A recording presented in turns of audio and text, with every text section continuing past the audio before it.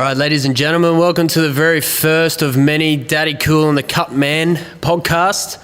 I am Dane Daddykool, joined here today with my verbal sparring partner, Jackson, the Cutman Freeman. Hello. And we've got a very special guest. Pretty decent for our first go. And the thing is, lent on my relationship, but we've got John Wayne Parr here, fresh after his final fight, Mundine boxing, and also got approached on the same day by another smaller podcast over in America with this Joe dude. Luckily enough, John Wayne's a man of his word and stuck to our original system, and Joe Rogan's, he's just taken a back seat for a couple of months. So, John Wayne, great to have you on board, mate. Welcome. Mate, thank you very much. The only reason you won was by default. I don't need a visa to come and visit you. Yeah, well, you can edit that out, eh? Yeah, you're good. Yeah, sweet. Yeah, sweet. Well, mate, I think we jump off straight away. Obviously, your retirement fight, Anthony Mundine, just incredible fight career in general. Everyone in Australia knows. But to me, coming to the end, you knew you were coming to the end injury wise, and Thai boxing you need to kick, but if your hip's done, obviously that proves an issue. However, you've got approached out of nowhere to switch codes after how many years out of the boxing ring? Last boxing fight was 2003. So 2003, straight back in, no warm-up fights. Against the man Mundine, and just an absolute barnstormer. Well, let's touch firstly on your injury, because that was pretty important. So how long prep did you have for this Mundine fight? 10 weeks. So I fought in Japan August 18, yep. And then maybe early August I got a phone call, hey, got a proposition, would you come back to boxing? And at first it's like, no. Yeah. I'm quite content just kicking. I really having fun. I'm touring the world. I'm doing my thing. Having fun really. And then what happens if we throw the name Anthony Mundine your way? And it's like, whoa, that definitely changes things. He's the man. He's the Conor McGregor of the boxing scenario here in Australia. So for sure, I'd love to have the opportunity. The money was good. The opportunity was good. So went to Japan, had my fight, went straight from Japan straight to England because my daughter Jasmine, she was fighting in England 6 days after my fighting in Japan. So I flew there, cornered her. She came home. I stayed in England for an extra 2 weeks, did 8 seminars around the country, flew back to Australia, and then straight away had to go and buy some boxing boots because I'd been 16, 17 years since my last boxing fight. So I didn't have any shoes, didn't have a groin cup, had to start from scratch. And then for the 10-week camp leading up to the fight, just getting that body weight back from back foot, back on the front foot again, getting my bobbing and weaving, because in Muay Thai, it's pretty much who's tough, who wins, but in boxing's a bit more science behind it where you can't really afford to take shots there if you can avoid it. So, and you can't really be bobbing your head around and cop one shin around the forehead. Yeah, and then the main thing was going from, I just fought a 3-round K1 fight to a 10-round boxing fight. So I hadn't fought 10 rounds in forever. So almost 17 years I hadn't fought 10 rounds. So I fought 12 rounds 3 times back in 2002, 2003. But it's a big adjustment to try and I get that cardio, and luckily for me, I'd already had the Japan fight, so my cardio was already good. So just topping up to make sure that I got the energy tank, because my style, I'm not a one-punch fighter. I'm a volume fighter. So I'll throw 6, 8, 10 punches at every combination. I might not land the first 4, but I promise I'll try and land the 6th, 7th, and 8th. And my accumulation, trying to drown my opponent in violence. And eventually, luckily for me, my fitness was good. I peaked just perfectly for the Mundine fight. And then, I overwhelmed him. If I had to let Mundine dictate the pace, I dare say it would have been a different fight, because he's just such a technician. But I didn't give him the opportunity to let him have his way. I kept him on the ropes.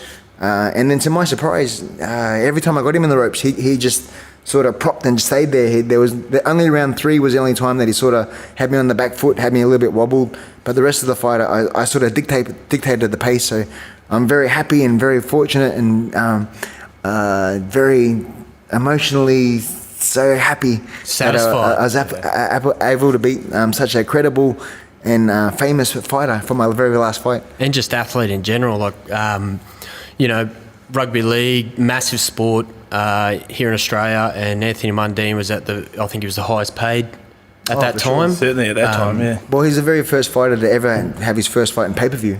That's right, yeah. He's the highest pay-per-view athlete in the country. In Australia, for sure.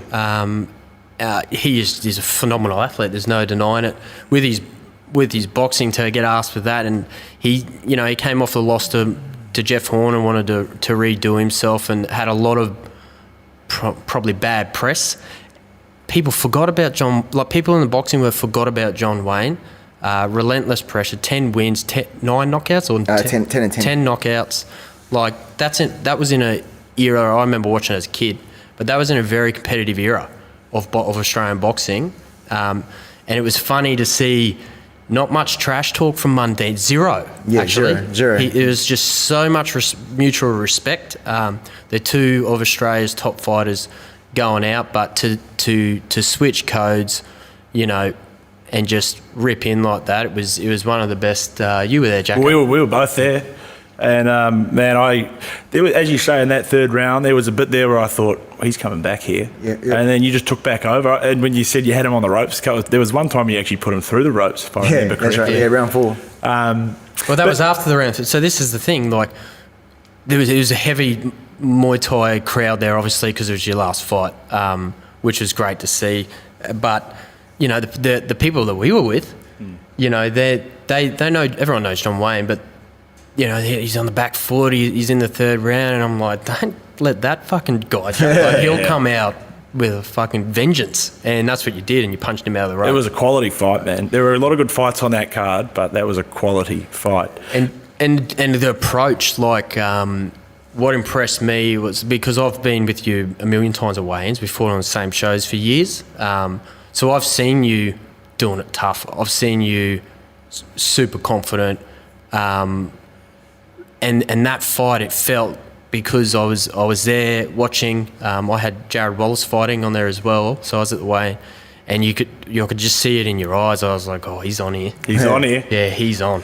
So just coming back to your hip, can you just explain a little bit about, because you've been battling that for about 2 years. Yes. Prior to the fight.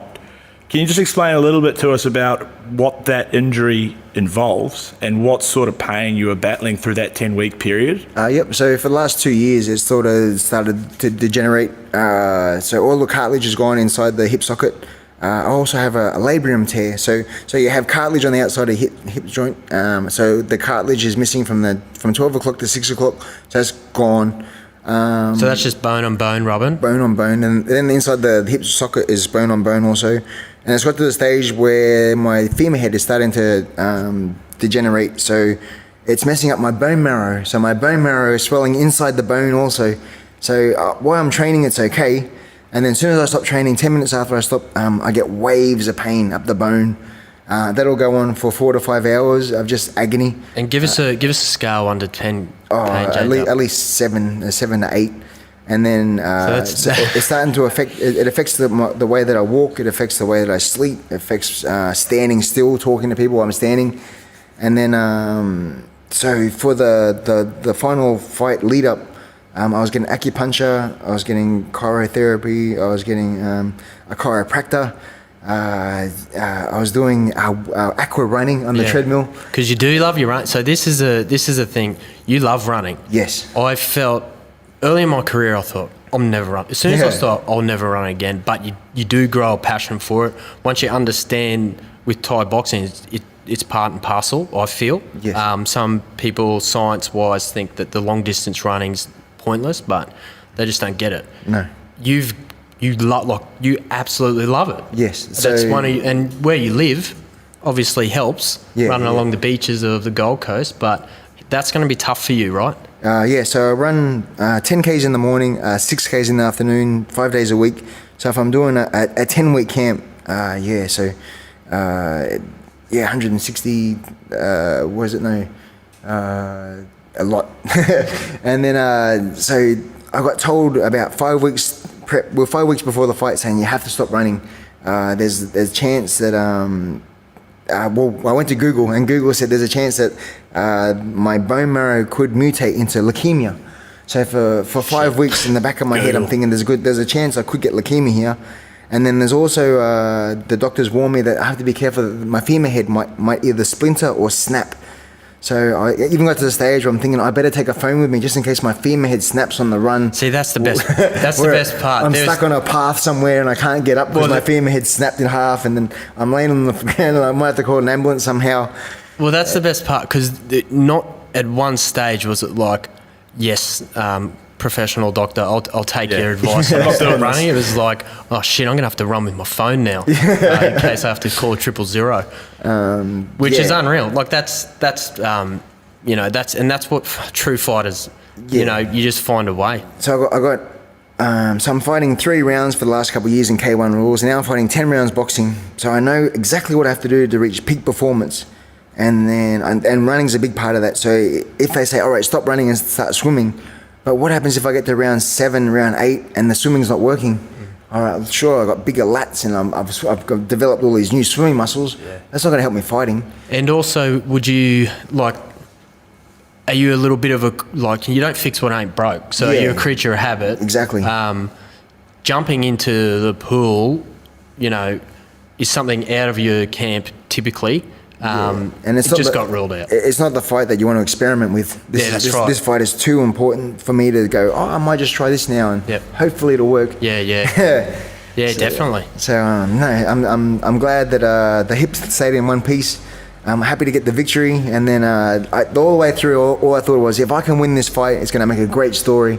And here we are. Yeah, and it just captured. It just ticked like every single box and just captured career perfectly.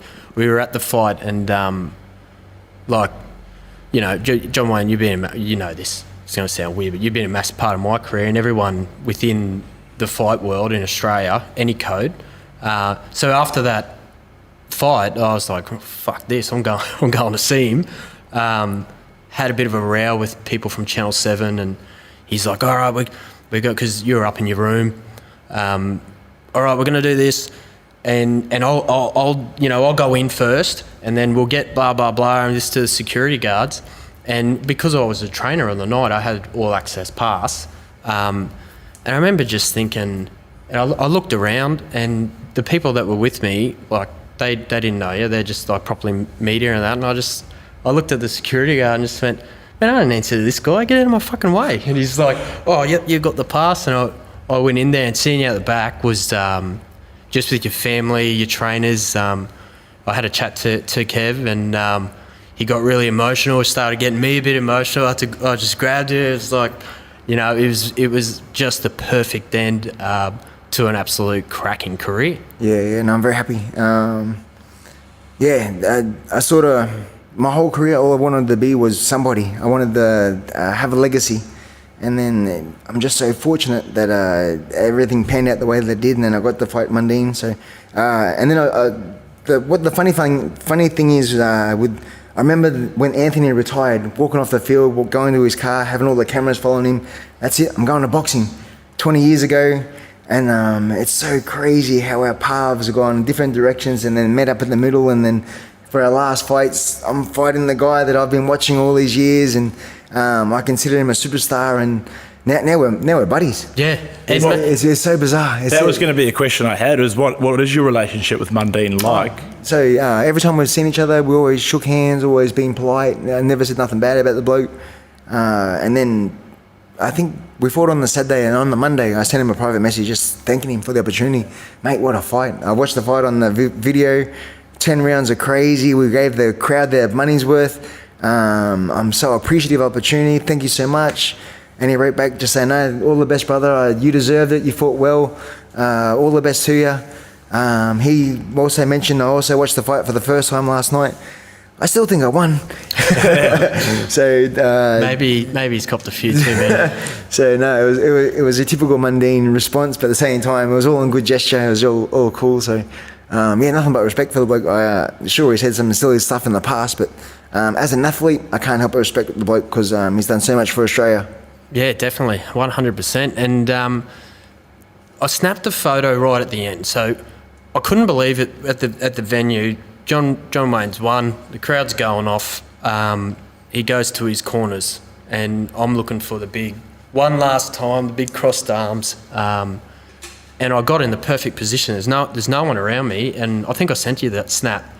And you've got up to the top, and you've just buried your head into your hands, and just run us through what your response to me was when I sent that to you. I forget what I wrote, but I just the emotion, just knowing that was my last time to be up there, to capture that moment, and just got hit by a lightning bolt of this is the end. Had you felt that at all leading up to the fight, or it wasn't until that last bell rang? You sort of try and prepare yourself for it, but at the same time, it's not until you're there that you still got a job to do. Yeah. And then the emotion of winning as well. So I've won. This is the dream. I've been dreaming of this moment for the last 10 weeks or so, and I usually climb the rope to claim it, to say this is my ring, and it was the last time to do it. So hit the old feels. It was a cracked photo. Yeah, it's a good photo. It was a good little send off, but that was a great response because I've stopped fighting now. I wish I was fighting every day. It's very very hard to get over, and I didn't have half the career you had. So once again, we loved it. Absolutely loved it. We've watched it a few times. Ooh. How was the pain that night? Oh no, it's okay. The main thing was I got so many hits in the back of the ear and back of the neck, so I think I had a little bit of concussion. I was in the back room vomiting for about an hour after the fight, just from exhaustion and a little bit of concussion. But the next day I was sweet. No sore legs, no sore body, no cuts. That's always bonus. Yeah, it's always a good one. Yeah, it's always bonus. And there's been a few cuts on that melon. Yeah. But it just with the with round was it round 3 or round three? Round 3. Give us a like insight of what you're thinking, because we all know how tough you are. I haven't seen you really wobbled like that for I can't even remember, and you've fought the best fighters all over the world. So round 3, he starts landing some clean shots, and just that's the best Mundine's looked in years, I thought. Very sharp, and he's tagging you. You wobble, but just run us through your emotion there. Oh no, I'm okay. It's just every fight you get into a bit of a deep water, so it's just like hang on, I got this. Fire back, punch back. So the best defense is offense. So they can't punch you if you're punching them. So I've been in that position so many times before. So just got to weather the storm, and then end of the round had 60 seconds to recover, and then come out and I was brand new again. I was fit, I was strong, I knew that I could recover fast. And then a lot of my friends after the fight said, we thought you were going to gas out. You went so hard from the first round to the last round, we thought halfway through that you'd gas for sure. And maybe that was Mundine's plan also, not knowing that I could go 10 rounds, so hoping that he could take advantage from the round 5 onwards. But I remember standing up end of round 8, looking across the ring, looking directly at him, thinking, this is my last fight. I refuse to let you beat me. There's no way you're beating me. I don't care how tired I am. I'm going to go until I pass out. And he's probably staring back thinking the same thing too. It was his last fight, but unfortunately it didn't come up for him. But well, in his interview, he wanted to fight the winner at a Horn and Zarafa, which I thought was pretty crazy because the Horn was supposed to be his last fight. And then in my lead up, I was thinking to myself, I reckon Mundine's got 1 foot in, 1 foot out, because he wants to retire. He should have been retired. The only reason he's doing this is because of ego. He got so humiliated with Horn that he's coming back now to trying to redeem himself. And then I thought this would be the last one, but then he started talking about rematching Horn as Rafa, so it's like yeah. But then he also said if I got beat, I'm definitely done. Yeah. So it was hard to dictate exactly where he was. Maybe he needed me as a confidence boost. If he had to beat me, it would have given him more, confidence to go back in there again. But technically, I thought after the Horn fight, he was already 1 foot in, 1 foot out. Yeah. And just jumping back onto your back to your family and your gym moving forward, we talked about Jazzy. She's already fighting for world titles. You know, she's the only. Not yet. She's either. She fought for an international title, an Australian title, and a promotional title. But yeah, she hasn't had the opportunity for a world title yet. Oh, so the England one was the international belt. International, yeah, right. Yes. Now so this is like, to me, it's gold, and it's, you know, it's just like, oh, okay, well that should have happened. She's quit school. Yes. No longer goes to school. No school. Professional fighter. Yes, and instructor. She's done her Cert 3, Cert 4 certificates. She's teaching out of the gym. She's doing the classes. She's doing PTs. And then she's also learning how to be a weights instructor as well. Yep. So she's helps the ladies. We went overseas, so she had a fight. And then usually when we're overseas, I'll do like a week or 2 weeks of seminars. And then she'll hang out with Dad. We get to bond. We catch trains from gym to gym. So we're on the train for 3 hours, and it's just a chance for to spend quality time with your teenage daughter. Yep. And then the first seminar, it's like, all right, I've got to teach. So while I'm teaching, you take care of the apparel. You try and sell everything. So the first seminar, she's a bit nervous and a bit sort of shaky. And then by the second seminar, she's like, roll up, who wants to buy a shirt?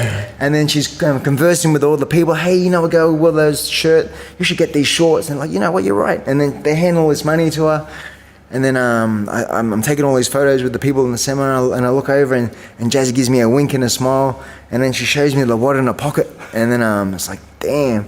And then just learning people skills, because in school, sure, it's great, but at the same time, you're not learning how to be a salesperson. Or they don't teach you about money, how to correspond, and just life skills in general. And then dealing with people with different accents. I remember she's going, this is so weird. Everybody knows my name. Yeah, you're Jazzy Parr. She said, I know, but we're in England, and everybody knows me. I said, yeah, welcome to the internet. So she was blown away that all these strange people were coming up and asking for her photo. So, and then I remember we were catching a train somewhere, and it was almost like, this is the greatest lifestyle everywhere. You go somewhere, people hand you a whole bunch of money, and you do nothing. It's like, hey, I do a lot. There's a little bit that goes with it. But for her did she just come to you one day and Angie and just say, listen, I'm done with school. I want to give this a red hot crack, because she's ultimately following in the same footsteps of her parents. And Jacko, look, Angie Parr was killer as well. Yeah. So she was the most famous female fighter in America before Ronda Rousey and Gina Carano and all them. So Angie was the face of American Muay Thai there for a long time. Yeah. So the year that we met was 2002. So 2001, into 2001, she went to Thailand and fought in the amateur games. And then she had 3 fights, won all 3, and won the very first gold medal for America. So when she came back to the States, her trainer was, they were based in Vegas, so he talked to the mayor of Vegas, and they decided, all right, so because you represent the country and you've done so well for the sport and you've put the sport on the map, we want to award you your very own day. So they had all the mayors and everyone got dressed up in suits and black ties, and it was a proclamation where they give her a certificate, and all right, from this day forward, it will be Angela Rivera Day on April, blah, blah, blah. Oh, shit. And then, is that right? And then Inside Kung Fu magazine, they awarded her a Fighter of the Year out of male and female, first gold medal. There you go. So I rock up to America at the start of 2002. Here's this chick, Fighter of the Year, and she's all these posters on the wall in the gym. It's like, who's this chick? And then they said, oh, no, she'll be here next week. She's overseas right now, but she'll be back in a week's time. And then I remember she was living in the same camp I was living, so we met, and hey, doing, nice to meet you. No, I think I hit it with the old g'day. Oh, God, nice. Yeah, perfect. The old g'day. It's amazing how Aussie you actually get when you're in America. And back in the day, Steve Irwin was killing it back then too. So you had a khaki shirt on and pants. Hit it with the g'day, and then from that moment, it was one of those ones where you say hello, and next minute you're in a deep chat for like 2 hours, eye to eye, and Gotcha. That was it? Yeah, pretty much it. So we met on the Sunday, and then we had our first date on the Friday. So we met 1st of March, and we were married by 1st of September in the same year. And well, hang on. We met on the 1st of March. She was preggers. There you go. She was preggers on the 25th of May because I remember the date because it was my birthday. Hey, I got some news for you. I'm pregnant. It's like, oh shit. That sucks.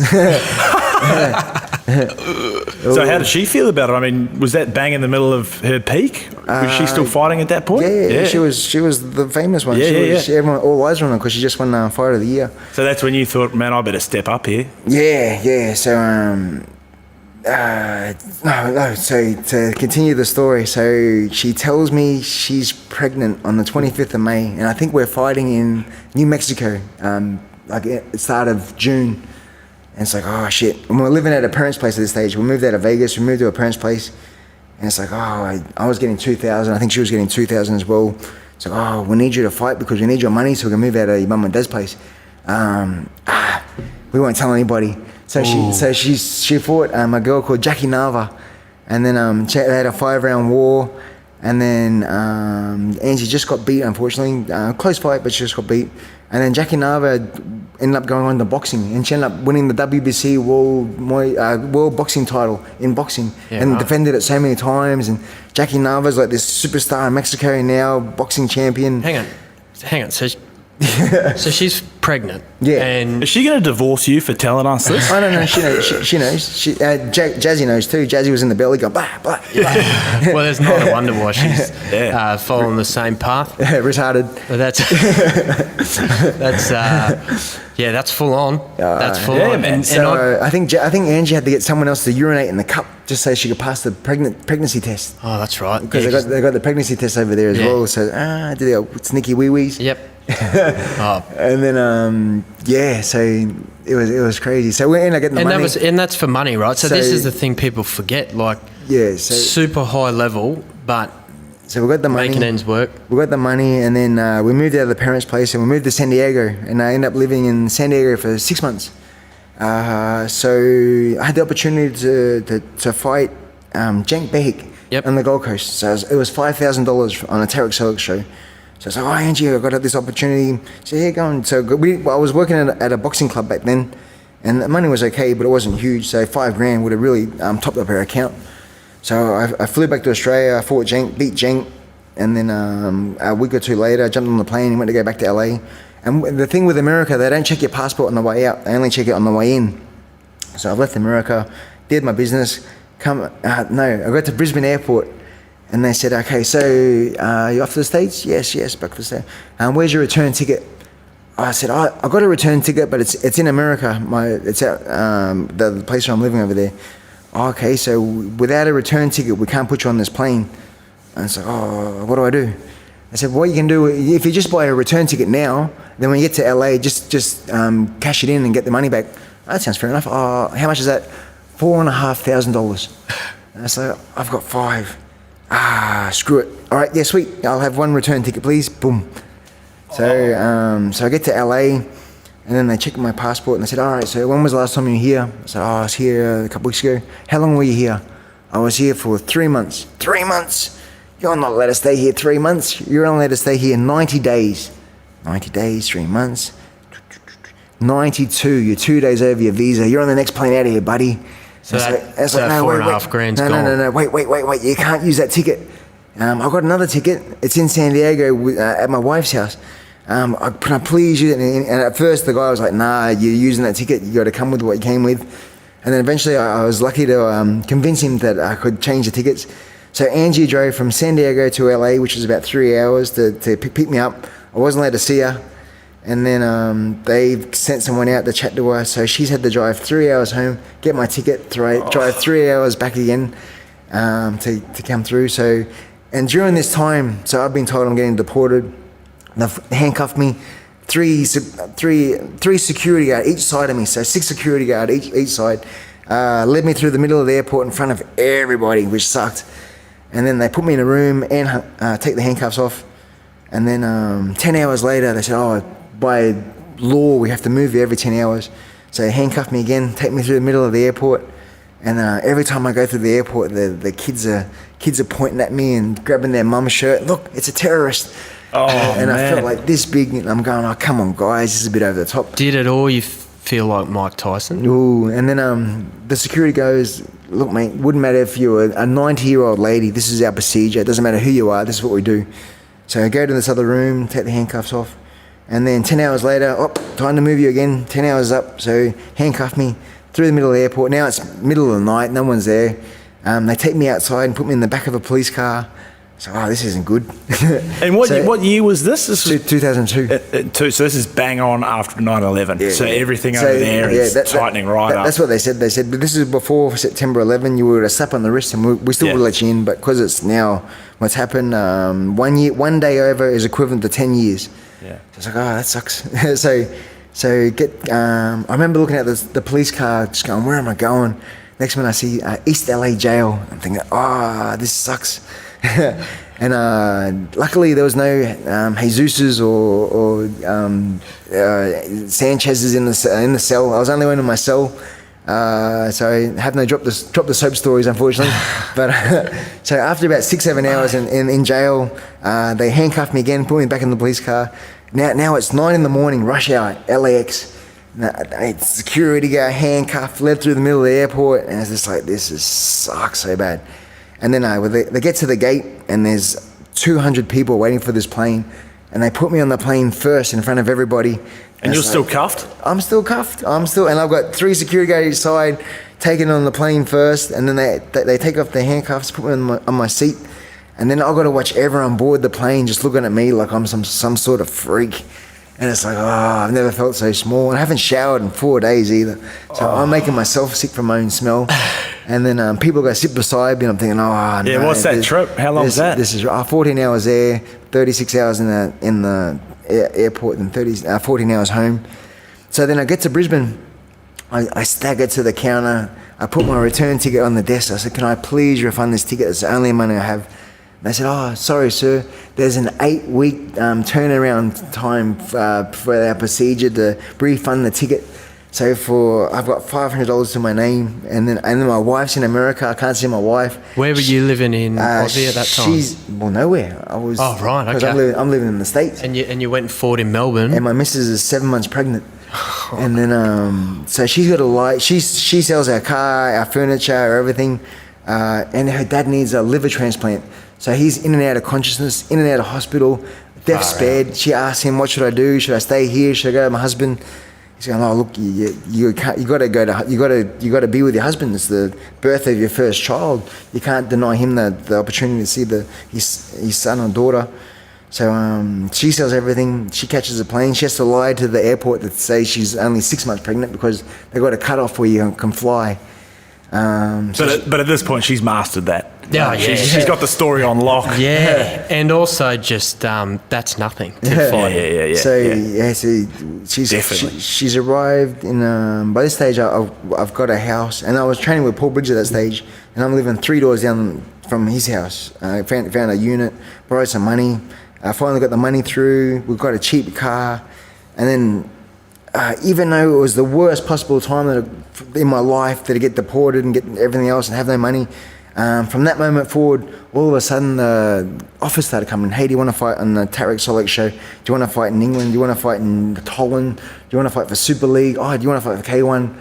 And my career just went boom, boom, boom, boom, boom, boom. Because in America, all I was doing was teaching Muay Thai, teaching boxing. There was no fight opportunities. And then as soon as I put foot on Australian soil, my career just took off. So it was the biggest blessing in disguise you could ever ask for. Because if I had to be in the States, all I would have been doing was keep teaching. I would just to be with Angie, I would have happily retired and just taught boxercise, whatever, to make a couple of dollars here and there. So I'm so fortunate and so blessed that the worst thing turned into the best thing. Yeah. And then, at that time, that's sort of when the Aussie scene was blowing up. Huge. Oh, yeah, for sure. Evolution was pumping. You're a main event on that. There was explosions. You're fighting. Before that era, there wasn't they'd bring the occasional Thai over, but those Thais that they'd bring, they couldn't fight you. You would have surpassed them. You needed the top level. And at that era, they were bringing Georges St Pierre. They were bringing all these top level fighters from all over the world for you to fight, which was building your back pocket, but also building you locally, which is something that I've always thought, outrageous. You can walk to Tokyo and get mobbed. Yeah. You go to America, people love you. England, you know, you got a huge following around the world. But we go down to the Brisbane CBD and walk around. You probably get a few that stop you, but you know, you don't get mobbed like Japan. You don't get the respect. I'm very happy where I get it maybe 5 or 6 hellos a day. Whereas, like we were talking about Georges St Pierre before, where we can't. He's a prisoner in his own home where he can't walk down the street because it's just too chaotic. Where I'm in that happy, where people recognise me, and because Australia has that sort of, they're used to seeing stars, I guess. So they'll let you have your privacy. Whereas they reckon Angie walks behind me on purpose sometimes. I won't even notice what she's doing, but she goes, you don't realise when you walk past someone, they all turn around and they grab the missus, hey, that was John Wayne, that was John Wayne. Man, I can't see it because I'm walking straight ahead. So I'm lucky to have that sort of bit of freedom. Just enough where it's enough to let you know that you're somebody, but not enough where it ruins your day. Yeah. So yeah, I'm very happy where I'm at. Well, let's talk more about Georges St Pierre because we didn't talk about it earlier. Okay, yep. As far as they're concerned. Yeah. So how did that pan out? I mean, what was your introduction to, what year was it firstly when you got invited to go and train with him? Question. Or roughly? Yeah, so approximately 4 or 5 years ago, had the opportunity to do 10 seminars in Canada. So middle of winter, it was summer here, so it was 35 degrees. I flew to Canada and then I arrived and it was minus 30. Yeah. So 65 degrees difference in temperature, which doesn't make sense. Yeah. But it's so freaking cold. And then, so I did 10 seminars from Ottawa, Montreal, Toronto, up to Sudbury, back down to Toronto, back to Ottawa. And then, I killed 10 seminars, did really well. And then I had a couple of days spare where I didn't know what to do. And then the gentleman that brought me over for the seminars, he's like, we're going to kill these last 3 days. What do you want to do? Tell you the truth, mate, I've never been here. I've got no idea. And he's sort of pondering for a second and goes, do you know, would you like to meet Georges St Pierre? I'm good friends with the trainer. I can make a phone call if you like and we can hook up a day there. And I said, for sure, let's do that. So he jumps on the phone and then the trainer's like, hey, we know who John Wayne Parr is. That'd be very cool. Tomorrow is Muay Thai sparring day. If you guys come in, does John Wayne want to jump in and do some rounds? So packed my bag and we drove to Montreal and then I walk in the gym and there's all these superstars and it was quite daunting actually because I'd never been in a room with so many famous people before. And then we put on the gear and we have a bit of a shadow. And then the Faraz, the trainer, is like, all right, so George, you're going to spar with John Wayne. I'm like, holy shit.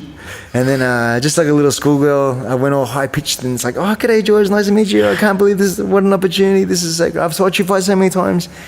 And he's looking at me like I'm some sort of just kid. And then the round started. And then I'd watched George fight Jake Shields and crosscheck. And during those fights, his jab was just super fast and just proper killer. So George is throwing a jab and I've parried that. And he's throwing it again and I've parried it again. It's like, meh. And then he's throwing a kick and I've blocked that. And then something else happened and I've parried that. I thought, fuck this. I'm not going to be anyone's bitch. Yeah. Fuck it, I'm going to have a crack. So I remember just going, here we go. So I just put the chin down and started swinging. Not hard, but I was just busy. And I remember chasing him across the cage, backwards and forwards. And then I got George just covering up and I was just teeing off on him. Not, like I said, not hard, but enough to let him know that... you're the real deal. Yeah, he wasn't winning. And then, the round stopped and then we did the complimentary photos and I got to spar Rory McDonald that day as well. Yeah, cool. And then Rory had a really wrestler stance where he was really low. So I was chopping his legs. And at one stage I threw a body kick and Rory caught my leg. And then while he's got my leg with the same hand, I'm just punching his face like this. He's got my leg. And I'm thinking to myself, you're either going to drop my leg or I'm just going to keep punching your face. One of the two things is going to happen. So eventually he dropped my leg and then even he was like, what the hell was that?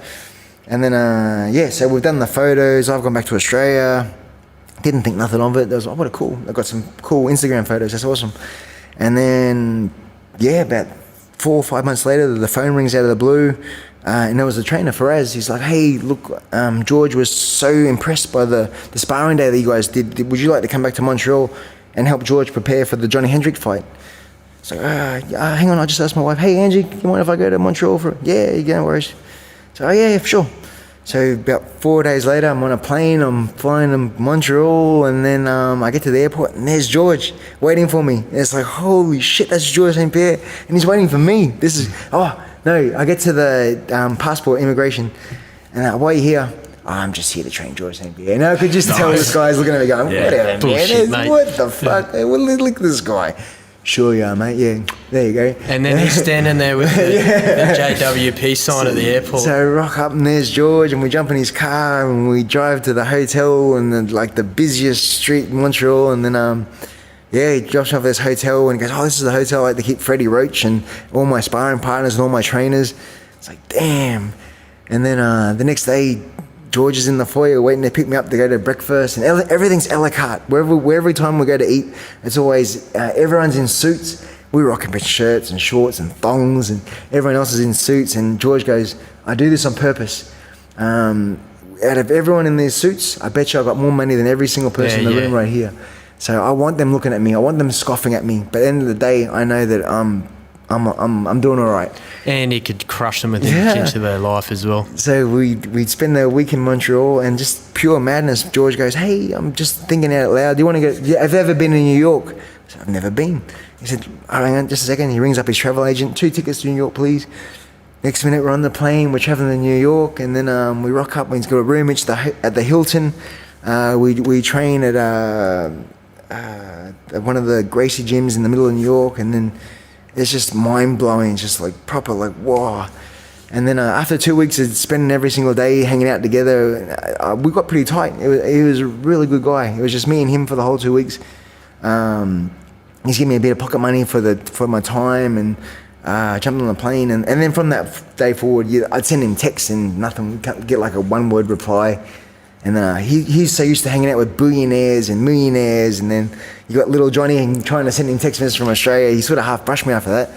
But to his credit, when he came to Australia last year to do a seminar talk, he gave me a call and went for dinner, and we caught up. And it looks like he's killing it now. And I'm so appreciative of the opportunity and to just hang out with him and see how a superstar lives. And as we were saying before the camera started rolling, it's nice to be famous, but at the same time, once you reach Georges St Pierre famous, it's just too uncomfortable. You become a prisoner of your own home. He can't go down the street. He can't go to a club without security. He can't have a meal without being disturbed the whole time. It's nice to be appreciative, but when it's too much, then you become a prisoner of your own fame. Yeah, and you're saying that he, you'd want to go to eat down the road, and you can see the venue, and he's like, quick, we'll just jump in a cab. Yeah. What for? Yeah, it's $2.50 a cab ride. I was like, mate, we can walk there, like, it's right there. He goes, yeah, but if I walk there, it's 2 hours. Yeah. Stop it. And then sure enough, one day we tried to walk somewhere, and then people are coming out of their shops, and people are stopping their cars, and car tires are screeching, and it's just like, this is friggin' crazy. This is too much. When it gets to the stage where it's like, I've never thought I'd experience, but when you meet someone that's too famous, it's like, I can't help but feel sorry for you, because it's just, you can't live like that. You can't have so the worst one was, if people ask for a photo, without fail, George would stop for every single person, photo, book, and then you get the weirdos, and then they'd be familiar your way, and they do the old this one. And it's like, mate, I can see you're right. Just ask me. I'd be more comfortable if you just asked me. I'd take a photo with you instead of you being all creepy. Yeah. Because that reminds me of something you would do. Like just be a bit of a cut pussy, it out. just a bit Cut of a it pussy out. like that and just. But it's just like, just ask me. I'm right here. I'm just a person like you are. I don't have to be friggin'. I'm happy to take it with you. And then people with the weird requests. Oh, hi, I have this thing where I get famous people to pick me up. Can you pick me up? And it's like, sure. There you go. Yeah, it's just like, wow. oh no, just people are weirdos. I like taking photos with a mouthful of food, or just weird, just really wax. Dumb shit. Do you ever just go, fuck off, mate? or do you just play ball? Has it ever come to a point where you've just gone, listen, mate, you better get out of here? I do have a funny one. So the idea of having a female stalker, does that sound appealing? Sounds unreal. Yeah. Hang on. What are we talking out of 10? Like if we've got No, well, you don't know because... Yeah, I'll play on then. So- Yeah, that's all right. Play So on. I get a phone call one day, and it's a lady on the phone, and straight away, as soon as I hear the phone call, it's like, "Hi, I want to meet you for a chat." Nah, no chance. And it's like, "Oh yeah, how you going? Yeah, I'm happy to talk on the phone. What's up?" She goes, "No, I don't like talking on the phone. I want to meet you in person to talk." It's like, yeah, a bit busy. So I hung up, and then she tried bringing me back the next day, and I seen the number. I was like, "Ooh, give that one a miss."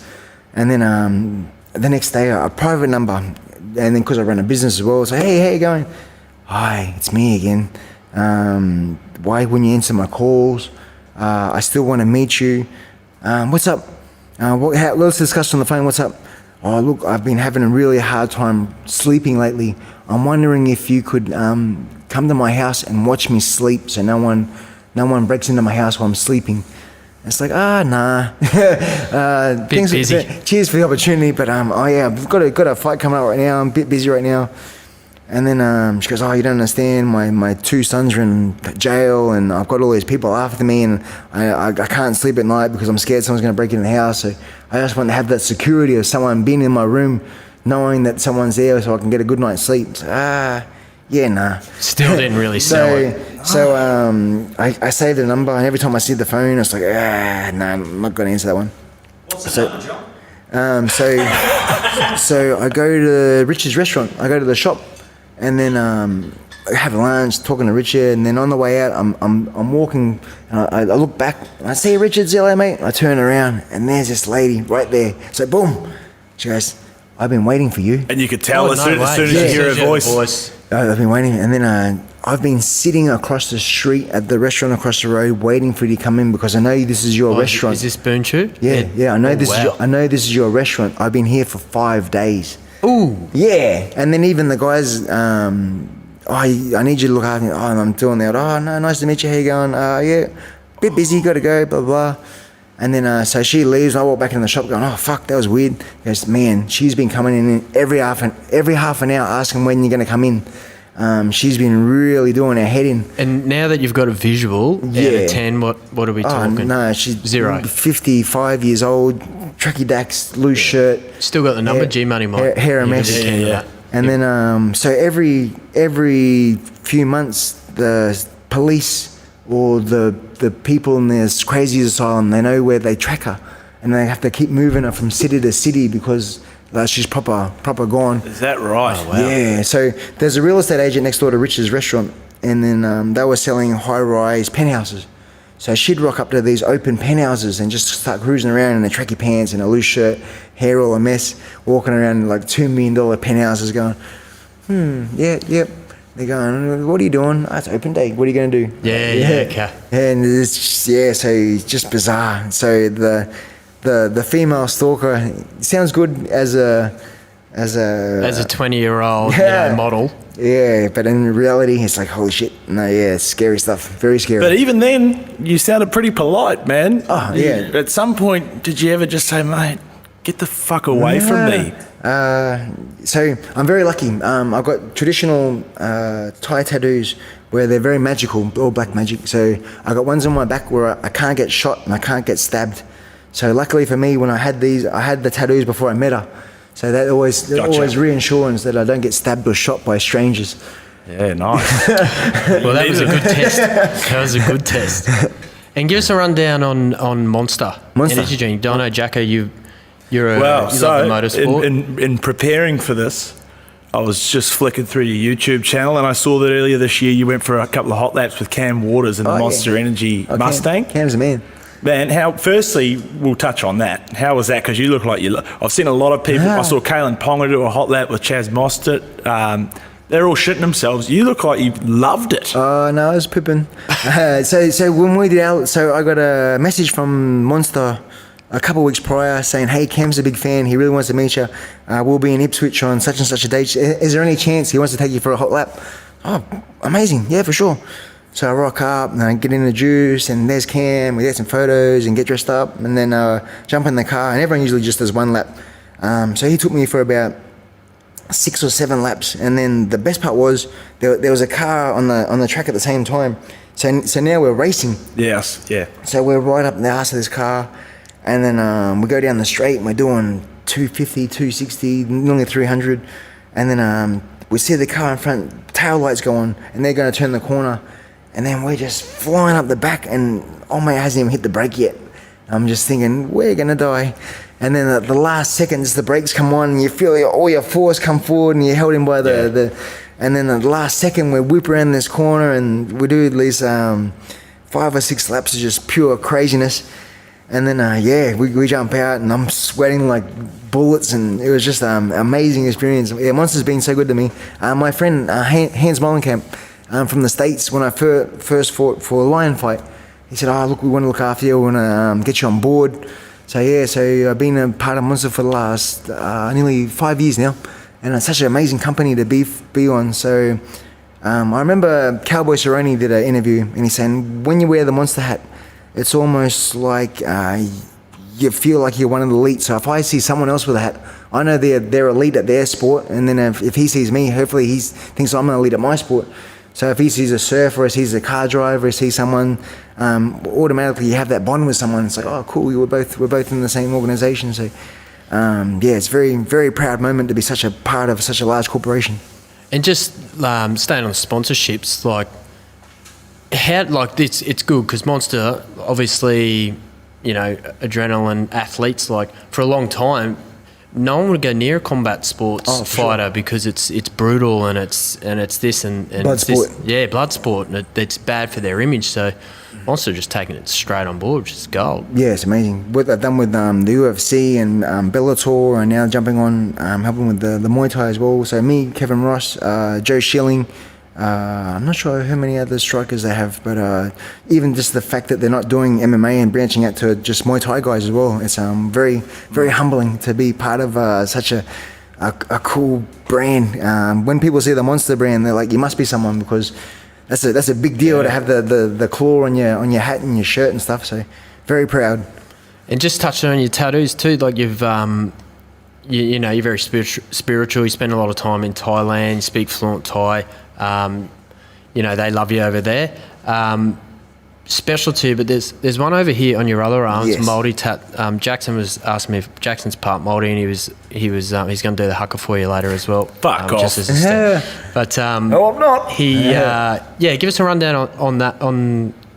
First off, I remember you on, I think maybe on Facebook or Instagram, you threw it out and said, "Who's an artist?" Is it just true warrior sort of? Yes. Is that what it's about? So it's the full poly, but it's at the same time it's multiple cultures. So Maori, Cook Island, Samoan, it's all bits and pieces of different cultures. So not one culture can be mad at me for having it. Yeah. So you get the whole of Polynesia. I have ones where it's the double K, the reverse K, I think it is, for the Cook Island, and then it's about 2 brothers. Their island got swarmed, and 2 brothers stood back to back, and they saved their village. So it's almost part of folk culture to have this part of this tattoo as part of their culture and stuff. And then other parts, it's supposed to be a hook and a machete. I've got spearheads coming through here. Got shark's teeth down the side. Everything warrior. He said when the tattooist, he's a specialist in the tribal stuff, and he said, you're the first person to ask for pure warrior. He said, I've been waiting for this day for so long. And he didn't do it with a gun. He did it to hammer and nail. This one's a gun. This one was a gun. So this was 8 hours straight. But he mixed everything up. So all different parts. So you can see the spearhead. There's and then there's the shark's teeth down there. So what does that mean, Jackson? And then I think that's a Samoan shield. Yeah. That's a Samoan shield. Yeah. So if I get attacked. So no, it's very cool. I like it. It's awesome, man. And it's like, it doesn't really matter, but welcomed by I grew up with a lot of Islanders and Tongans and Samoans as well. Yeah, so I took a photo and I put it on the Facebook, and then with the reverse Ks I was talking previously about, this gentleman goes, "Oh shit, you got the Ks, let me tell you a story." And he wrote this big biography about how it happened, and that's how I know what it means, because this gentleman took the time out of his day to explain the whole history of the whole thing. And it's like, holy shit, that's crazy. That's so cool. So yeah, I'm very proud. And he said, we're honored that you're representing our tribe on your arm. So that's huge. That's cool. Yeah, man. So you fought 147 times, right? All Yes, up? all up. Across the multiple disciplines? Yes. 110 wins? Yes. Were there any out of the 100 and however many opponents, because you fought some people more than once, obviously, Yes. that you genuinely fucking hated? Or did you, like, once you're done, it's a job. That's the end of it?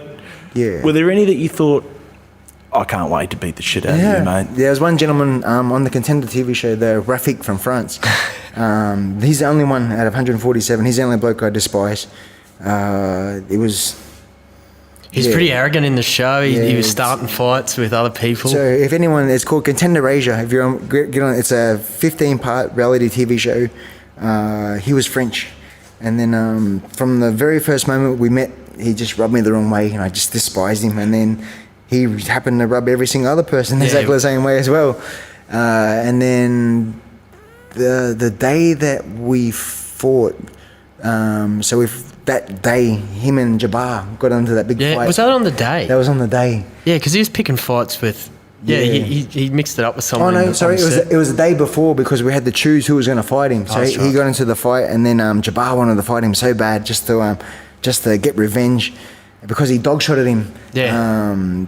They had a little bit of a scrap, and then Rafik stuck his hand out to apologise, and as he stuck his hand out, then he came over the top and tried to dog-shot him. So Jabbar was pissed. He's a little crazy Russian guy. And then it's like, no, you're too crazy, you're too angry. You're only going to see red. It's better I fight him because I'm calm. I'll be able to, under the circumstances, I think I'll have a better shot. So I fought him, beat him, and then Jabbar ended up fighting him on the final. And then he beat him as well. But it was pretty cool. So we did 14 episodes. So we did Monday to Wednesday was one episode, and then Thursday to Saturday was another episode, and then we'd have Sunday off. So we shot 8 episodes in 4 weeks.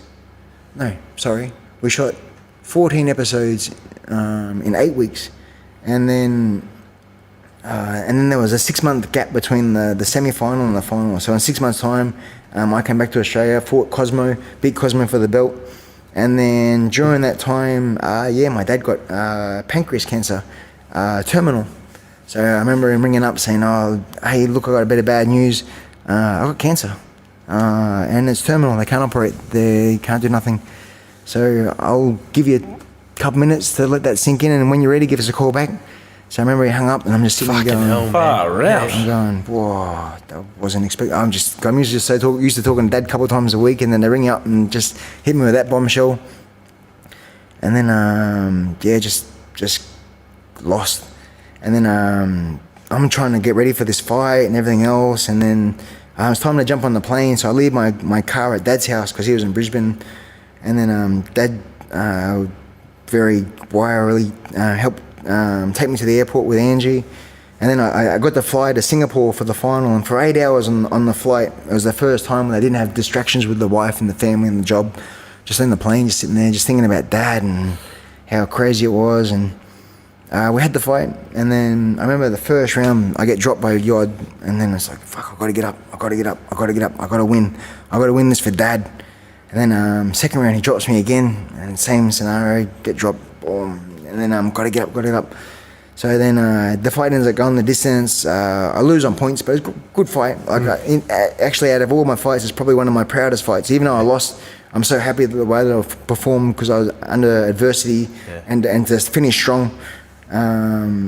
So then by this stage, Dad's in hospital the full time and he's not doing good.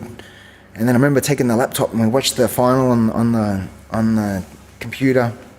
And then Dad's like, mate, he goes, oh, I'm so proud of you. You didn't give up. You fought the best that you can.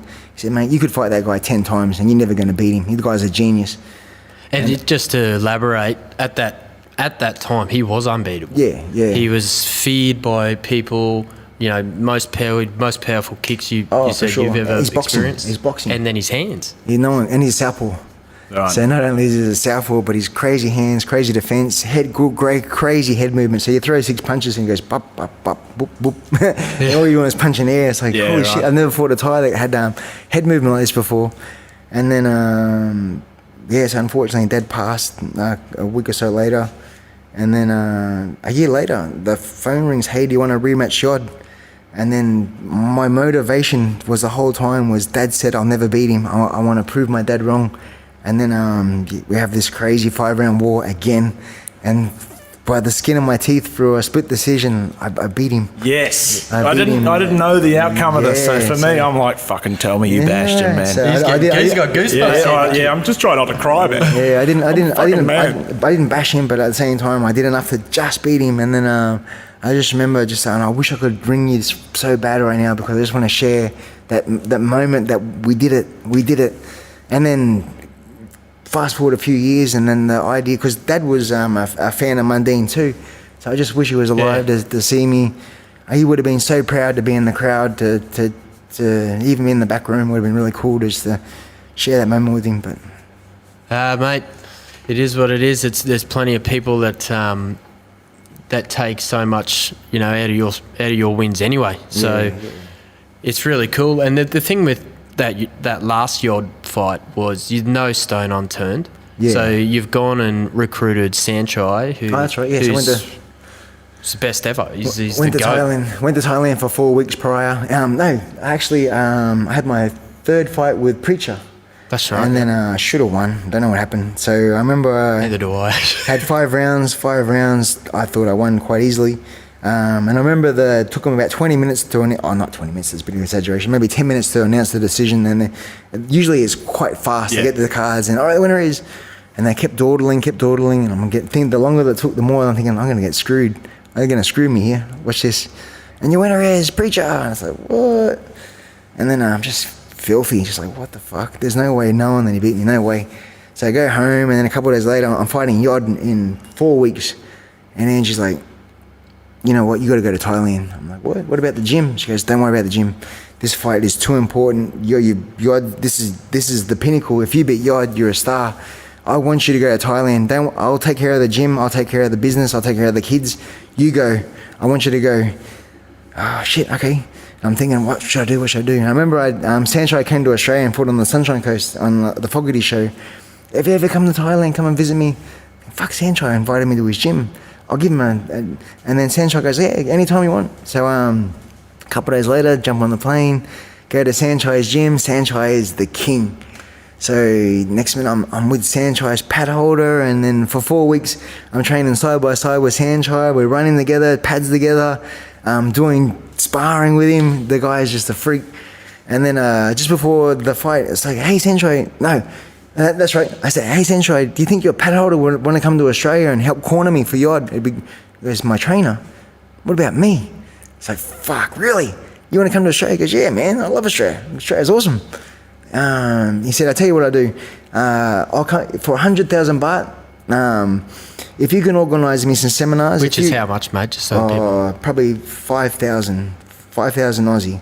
So if you can organise a bunch of seminars, if you get 100,000 baht, 5,000, if you can get me that, whatever's left over you can keep. All right, sweet. So we booked the plane, we jump on the plane. Sanchai is staying at my house for a week prior to the fight. He goes downstairs, has a shower, comes upstairs in his little pajamas, and he's in his pajamas in my lounge room watching the fights, and it's like, holy shit, I can't believe I got the greatest Muay Thai in his pajamas, just chilling this is too crazy. Yes, a couple of days later, we fly to Melbourne, had the fight. Sanchai's the man, he's so cool. And I didn't want to lose because having Sanchai in your corner, I was like, I want to make him proud of me. Yeah. I want to beat Yod, but at the same time, I want to do my best to make him not waste his time. So yeah, I had this crazy fight, and then end up just winning, and it's like, yay. So then I book a whole bunch of seminars, and then I make the 100,000, and I make another 100,000 on top. Goes, oh, that's yours. I don't even want it. You have it. It's like I made a little bit of pocket money. He's made some money. He's happy. I'm happy. See, that's just the full Thai culture. Like, this guy is one of the greatest to ever lace the gloves, and will be very hard to be beaten. Oh yeah, for sure. Still fighting to this day too. Yeah, and just no problem. Like, Thailand's a different place to here. He's an innovator as well. He'll do an inside jumping head kick He'll do a handstand kick. He just changes the game. Every time he fights, he tries to do a new move. He goes, why stick to your basics when you can have fun and experiment? So he actually made my training fun because I was hitting the bag just trying to be just a typical robust blah, blah. And he goes, stop. He goes, why don't you just have some fun? Instead of just kicking the bag boring, why don't you switch your legs and switch over and do a jumping something this and do a spinning something that? And it's like, just be a kid again, just have fun again. It's like, oh shit, I never thought about it. I've been trying so hard to just be this like bull. Yeah. And then once you started saying that, it's like, this is fun again. You've made training fun. So yeah, and just to have him in my presence, it was so cool. And then to see him how he operates his seminars and just the being the man, it was cool to have just that companionship. So then a couple of years later, we flew to Thailand to shoot the documentary, and he was living in Koh Samui at that time. Gave him a call. He jumps on a plane. He flies to Bangkok. We shoot the seminar, the documentary, and then we were talking. And then in the seminar, in the documentary, I just want to thank you, Sanchai, for just being awesome. He goes, we're not friends, we're brothers. And it's like, oh my God, that's so cool. Did you cry? No, but I think I got half a wood. Yeah, that a boy. Yeah. So no, it was pretty cool. Sanchai's the man. It was such one of those moments where even just the fact that having a photo with Yod, Sanchai, and myself in one photo, it's like, this is just too crazy. Live the dream. I got to live the dream. And the thing that going back to Mundine quickly and that fight, your last fight, where people would ask, how's he going to go against? It's been a long time. I was telling people, and you can tell from this podcast, I'd say John Wayne gets matched for a fight, and it's like he's 13 on his way to his first ever grand final. That's the excitement he gets. Then he holds that through the camp, and it's grand final day, right? So when you hear stories like that with Sanchai and Georges St Pierre, and you see how excited he actually is, they're the same to him. But you know what I mean? Like, it's the Is that did you still get that before Mundine? Is that still how you felt? So since I was about 3 years old, I've always wanted to be a fighter in some respect, whether it be karate, taekwondo, kung fu, rock and roll wrestling. Hulk Hogan was the man when I was a little guy. And then I didn't know what I was going to be, but I knew I was going to be a fighter. And then I lived in country. And then at the age of 10, we moved to Brisbane, started taekwondo at 11. And then from my first training session, it's like, I remember coming home from one of my first training sessions, like, Mum was in bed because they start work at like 4 a.m, being with the horses. And I think I'm going to be a world champion one day. I really believe I'm going to be a world champion one day. And she did that little, isn't he cute? So, motherfucker. I can't believe she laughed at me. So I held this grudge all the way till I won my very first world title. And then I remember... Told you, Mum. Yeah. And she goes, I don't know what you're talking about. I have no idea. You don't remember. You was in the kitchen and doing the friggin' dishes. So yeah, it's haunted me ever since that day. And then I finally got the title, and it's like, I got it, and you've been my main event. And she had no idea either. I've held this grudge. But it was that same motivation that got you over Yod, really, wasn't it? And then and then from that moment, from when I was a little guy too, I said, once I start fighting, I'm gonna, especially after the first fight, it's like, this is me. I don't want to do anything else but fight. I only want to be a fighter, and I'm gonna go until the wheels fall off. And then, so no matter what adversity is going to hit, I'm going to keep focused, keep going. Girls, jobs, locations, no matter what's going to happen, I've got to reach my destiny. And then I've been very fortunate to follow. No matter what's happened, I've always found a way to keep going. And then now with the hip, I have no other opportunity. So the wheels got very, very wobbly. So I go to the wheels fall off. So now they're super wobbly. It's time to finally pull up stumps. But yeah, the main motivation is to leave a legacy. I wanted to make sure that after all years of competing and fighting, I didn't want to go wasted. I wanted to finish my career, and then once I pass, there's going to be a day when everyone passes, and I don't want to waste those how many years I've had on this planet. I want to be remembered. So hopefully I can inspire the younger generation to hopefully get into martial arts, just like me. Doesn't have to be Thai boxing, but if they can find that way where they can wake up and hopefully they can leave their own legacy in their own field or whatever they choose. But if I can do it, hopefully I can inspire other young kids to hopefully want to follow in that footstep and be great. Well, this is a good segue, I think, into what's in store for John Wayne Parr now. Ooh, what's next? Post fighting, I mean, you've obviously still got the itch to stay in the combat sports world. Yeah. Have you considered like wheelchair boxing? Because it's pretty big, and if the hip's out of order, Ooh. Is it really? Is that a sport? Is it? yeah. Hey, rock and roll. So at this stage, I got the gym in Burleigh, and then just seminars. Just plan on teaching, training, traveling, teaching, meeting famous people, and just it's so funny. I've been very fortunate to travel the whole world teaching, and then no matter what country you go to, you get to meet so many different people and cultures and different lifestyles, but at the same time, everyone has the same passion of hurting people, and I can help them hurt people more better. Yeah, nice. So, I'll rephrase that, betterer. Yeah, I can help them hurt. Thanks. That is, I'm glad to correct yourself there. Well, we think, mate, obviously, we'll wrap it up there. I think we've sort of ticked everything off, but, mate, as obviously an Aussie fighter, coming up, you're a huge part of my career. Benchmark every single time. It hurt me my whole career to see the not enough credit for you. You know what I mean? But knowing Ange, your dad, you had a great support base, which is massive. And Richard and Richard as well. Yeah, definitely. Huge support base, which at that time, like, no one even really knew. No one knew. I went to my mum at 17 and said, I'm not working anymore. I need you to support me.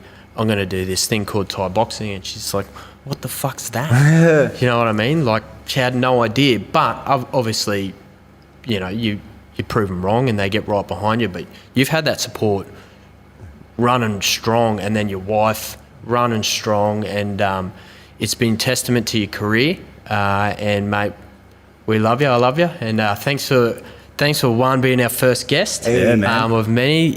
I approached John Wayne, didn't even batter an eyelid, which is just testament of what type of guy he is. Thanks for giving us a shout out on the Joe Rogan podcast when you're on the next couple of months, mate. No worries. Really appreciate it. Easy, yeah. And the 5,000 you offered me to come on the podcast, that definitely helped twist my arm. How do you want that? Just 50s? Dollar coins. Yeah, sweet. No, it's been an absolute pleasure. Thank you for having me the first guest. Mate, thank you. What a buzz. No, we love it. Jackson? Yeah, I've just got one final thing to say. You've probably noticed that we're in a palace here. It's an undisclosed bunker location. We're underground. But we do want to give a shout out to our main sponsor, Grand Prix Mazda and Aspley in Brisbane. If you're in Brisbane or the greater sort of Brisbane area and you need a flash new whip, get down and see Luke and the boys at Grand Prix Mazda and they will take care of you. Tell them Daddykool and the Cutman sent you. It won't get you anything. Yeah, probably won't get you anything. But he'll know you watched it. And thanks very much. Thank you so much, John Wayne. You legend. And thanks for tuning in. We'll see you next podcast.